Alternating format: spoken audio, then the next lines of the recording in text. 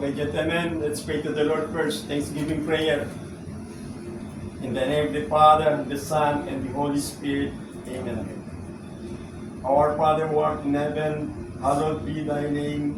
Thy kingdom come, thy will be done on earth as it is in heaven. Give us this day our daily bread. Forgive us our trespasses, as we forgive those who trespass against us. And lead us not into temptation, but deliver us from evil. Amen.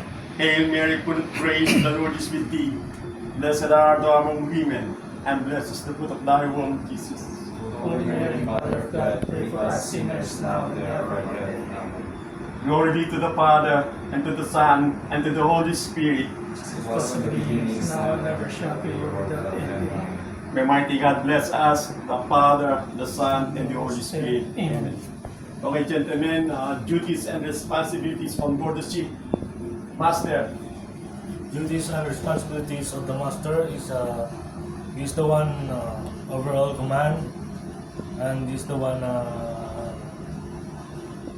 in charge for the safety of the vessel and all the crew.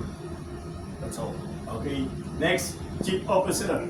Chief Officer, deck head, and then second in command after captain, in charge of the cargo hold, ballast, and the safety of the vessel as well as the crew.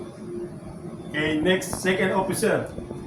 Duties and responsibilities of second officer is the voyage planning, maintenance of navigational deck equipments, cargo handling, and deck watchkeeping. Okay, next, Third Officer. Third officer primary duties and responsibility is maintenance and inspection of life-saving appliances and firefighting equipment. Assist officers in navigational watch and cargo operations, and also for the documentation. Okay, next, Bosun. Bosun is a senior deckhand. He is in charge of the cleanliness, the maintenance, and housekeeping. He is under provision of master and chief officer. Okay, next, able-bodied seaman. Able-bodied seaman, handling steering gear, assist officer, gangway watch, and mooring ropes. Okay, next, ordinary seaman. The duties and responsibilities of an ordinary seaman is the deck maintenance, assistance in cargo operation, handling of mooring ropes, as well as the cleaning of the deck and the accommodation.